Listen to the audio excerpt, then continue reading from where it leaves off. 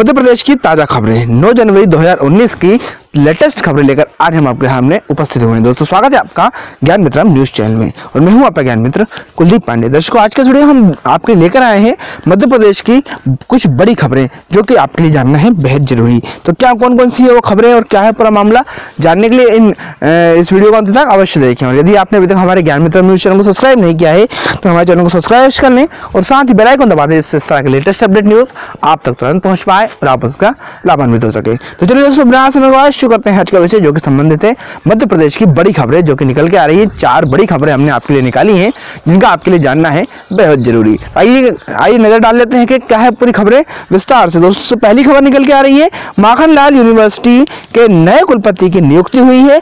अब काफी कुछ बदलने वाला है। क्या है पूरी खबर आइए जानते हैं कौन बने हैं माखनलाल यूनिवर्सिटी के नए कुलपति और क्या है पूरा मामला आइए जानते हैं खबर को विस्तार से।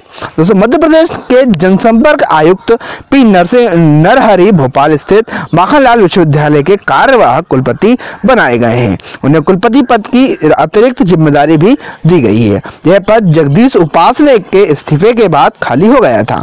कहा जा रहा है कि माखनलाल में अब काफी कुछ बदलने वाला है। बता दें कि भाजपा शासनकाल में यह आरएसएस से जुड़े लोगों को थोकबंद नियुक्ति हुई थी।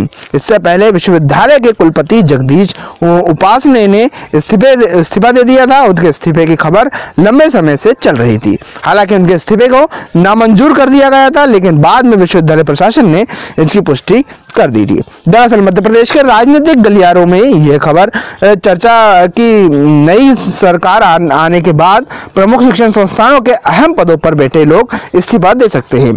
इसी क्रम में माखनलाल चतुर्वेदी विश्वविद्यालय के कुलपति का इस्तीफा दिया गया था।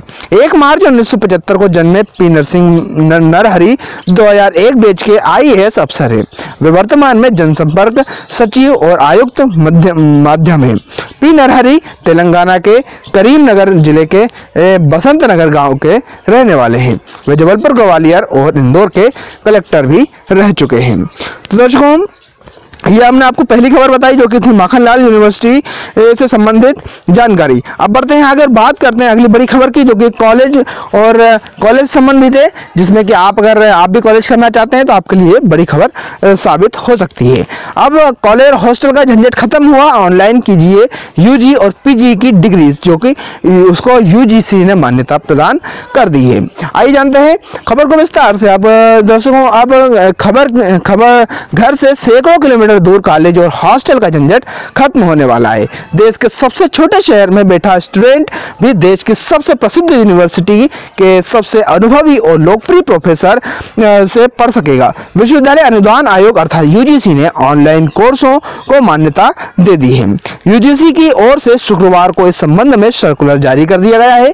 इसके तहत आगामी सत्र या उसके आगे आने वाले कोई भी शिक्षण संस्थान ऑनलाइन माध्यम द्वारा ऑनलाइन पाठ्यक्रम के माध्यम से के लिए प्रस्ताव भेज सकता है। UGC की ओर से 7 जनवरी से ऑनलाइन पोर्टल खोला गया है।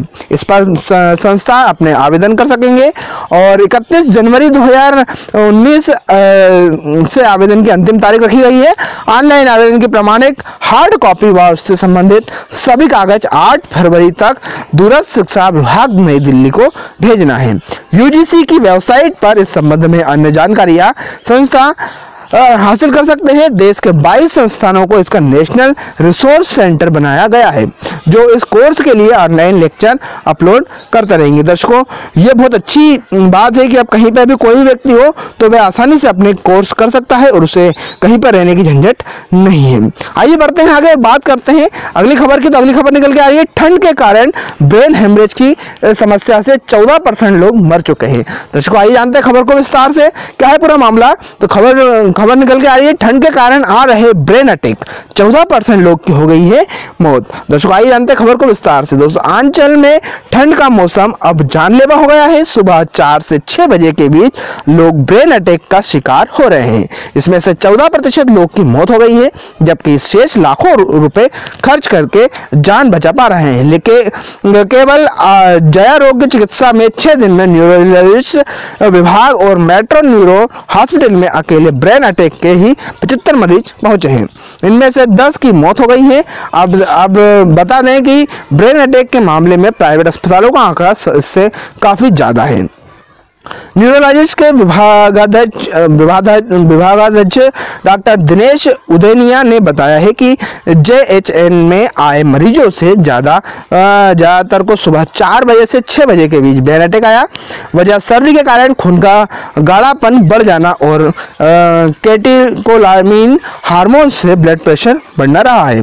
इन कारणों के चलते लोगों को ब्रेन अटैक आया है। इसमें से कुछ मरीज ऐसे थे जिन्होंने ब्लड प्रेशर की दवा बंद कर दी थी या सभी का भी ब्लड प्रेशर चेक नहीं करवाया था। न्यूरोलॉजिस्ट डॉक्टर संतोष त्रिपाठी का कहना है कि उनके यहाँ ब्रेन अटैक के जो केस आए हैं उनमें अधिकांश को सुबह 5 बजे से 9 बजे के बीच अटैक आया था। इस दौरान ब्लड प्रेशर अधिक रहा था। ब्रेन अटैक क्यों आता है, आइए एक नज़र डाल लेते हैं कि क्यों आता है ब्रेन अटैक। दोस्तों बता दें आपको, दिमाग में धमनी के फटने के कारण ब्रेन अटैक आता है। इससे आसपास के ऊतकों में खून बहने लगता है जो मस्तिष्क की कोशिकाओं का नाश कर देता है। अत्यधिक सर्दी में शरीर में कैटेकोलामीन हार्मोन बढ़ जाता है जो ब्लड प्रेशर बढ़ाने का मुख्य कारण होता है। इसी तरह फिब्रिनोजन नामक पदार्थ शरीर में बनने लगता है जिसके कारण खून गाढ़ा होने लगता है। इस दौरान जब ब्रेन में खून पहुंचने में रुकावट आती है तो ब्रेन अटैक और खून हार्ट में नहीं पहुंच पाता है तो हार्ट अटैक आता है। ब्रेन अटैक के लक्षण, आइए जान लेते हैं ब्रेन अटैक के लक्षण क्या क्या हैं ताकि आप भी उनसे बच सकें। दोस्तों अचानक हाथ पैर शून्य पड़ना या काम करना बंद कर देना, आवाज़ लड़खड़ाना, आवाज़ बंद हो जाना या यकायक बेहोश हो जाना। ब्रेन अटैक से बचने के लिए कुछ खास उपाय भी हम आपको बता देते हैं क्या करें और क्या ना करें। दोस्तों सर्दियों के में डायबिटीज़, ब्लड प्रेशर और मरीज तथा पूर्व में जिन मरीजों को ब्रेन या हार्ट अटैक आया है वे विशेष सावधानी बरतें। धूप निकलने के बाद ही घर से बाहर निकलें, सर्दी से पूरा बचाव रखें और नियमित दवा लें और अपना ख्याल रखें। दर्शकों ये हमने आपको बताया कि ठंड के कारण आए 14% लोगों को ब्रेन अटैक और हुई उनकी मौत। आइए अब बढ़ते हैं आगे, बात करते हैं अगली खबर के बारे में। तो इंजीनियरिंग, अगली खबर निकल के आ रही है, इंजीनियरिंग कॉलेज के जो घाटे हो रहे हैं उनसे उबारने के लिए एक नई योजना बनाई गई है। तो क्या है पूरी योजना, आइए जानते हैं खबर को विस्तार से। तो दोस्तों मैं आपको बता दें कि इंजीनियरिंग कॉलेज को घाटे से उबारने के लिए ट्रिक्स यूज करने वाली है AICTE। क्या है पूरा मामला, आइए जानते हैं खबर को विस्तार से। दोस्तों पिछले कुछ वर्षों से प्रदेश के साथ साथ देश भर में इंजीनियरिंग कॉलेज में सीटें खाली रह जाती हैं। इस कारण धीरे धीरे इंजीनियरिंग कॉलेज की संख्या तेजी से घट गई है। अब इस समस्या को देखते हुए अखिल भारतीय तकनीकी शिक्षा परिषद AICTE एक नया प्रयास करने जा रही है। अब जिन इंजीनियरिंग कॉलेजों में आधी से अधिक सीटें खाली रह जाएंगी वह कॉलेज अपने यहाँ BA और BSc जैसे कोर्सेज शुरू कर सकेंगे। इसमें कॉलेजों के संसाधनों का ही सही तरह से इस्तेमाल हो सकेगा और इन इंजीनियरिंग कॉलेजों को बंद करने की नौबत नहीं आएगी।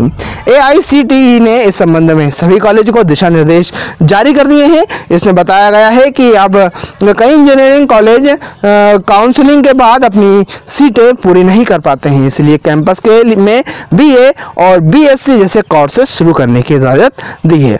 इन कॉलेजों में इंजीनियरिंग की पढ़ाई कर रहे छात्रों को शुरू होने वाले BA और BSc को जैसे कोर्सेज के छात्रों के लिए प्लेग्राउंड और बाकी जगह एक जैसे ही रहेगी। इन कोर्स को शुरू करने से पहले अनुमति लेना आवश्यक है। पहले की मोटी कमाई अब मोटे में बिजनेस, आइए जानते हैं। दोस्तों कई इंजीनियरिंग कॉलेज काउंसलिंग के बाद अपनी सीटें पूरी नहीं कर पाते हैं, इसलिए उन्हें नए कोर्सेज शुरू करने की इजाज़त दी गई है। इससे संसाधनों का सही तरीके से इस्तेमाल होगा और अब इन कॉलेजों को बंद करने की नौबत भी नहीं आएगी। कॉलेजों को संबंधित विश्वविद्यालय और उच्च शिक्षा निदेशालय में से अनुमति लेनी पड़ेगी। बस इतनी ही, इसी औपचारिकता पूरी करनी होगी। जान लेते हैं कौन कौन सी औपचारिकता इन कॉलेजों को पूरी करनी पड़ेगी। इंजीनियरिंग कॉलेज में नए कोर्सेज शुरू करने से पहले अनुमति लेना आवश्यक है। इसके लिए AICTE के अप्रूवल के साथ ही इंजीनियरिंग कॉलेज को UGC जैसे संबंधित नियामकों से अन्य प्रकार की स्वीकृतियां लेनी पड़ेगी। कॉलेजों को संबंधित विश्वविद्यालय और उच्च शिक्षा निदेशालय से भी अनुमति लेनी होगी जिसमें आवश्यक होगा। इसके बाद ही वे अपने कैंपस में इस तरह के नए कोर्सेज शुरू कर सकेंगे। इसके लिए ज़रूरी इंफ्रास्ट्रक्चर और संबंधित नियामकों के अनुमति के बिना वे कोई भी कोर्स संचालित नहीं कर सकेंगे। इसके अलावा BSc कोर्स शुरू करने से पहले संस्था को संबंधित प्रयोगशाला और उपकरणों के बारे में बताना आवश्यक हो सकता है। तो दर्शकों, ये थी कुछ जानकारी जो हम आपके लेकर आए थे मध्य प्रदेश की बड़ी खबरों से संबंधित। कुछ विशेष जानकारी हम आपके लेकर आए थे, कौन कौन सी बड़ी खबर आज हमने सुनाई आपको और जो मध्य प्रदेश में घटित हुई और आपको जिसको जानना था बेहद जरूरी। तो आशा करते हैं आपको हमारा आज का विषय अवश्य पसंद आया होगा। यदि पसंद आया हो तो इसे लाइक करें और अधिक से अधिक लोगों तक शेयर करें ताकि सभी जानकारी से लाभान्वित हो सकें। और यदि आपने अभी तक हमारे ज्ञान मित्र न्यूज चैनल को सब्सक्राइब नहीं किया है तो सब्सक्राइब कर लें और साथ ही बेल आइकन दबा दें, इससे इस तरह के लेटेस्ट अपडेट न्यूज आप तक तुरंत पहुंच पाए और आप उनसे लाभान्वित हो सकें। दर्शकों, आज के वीडियो में इतना ही। हम फिर हाजिर होते हैं एक नए विषय के साथ। जब तक जय हिंद, जय भारत, वंदे मातरम।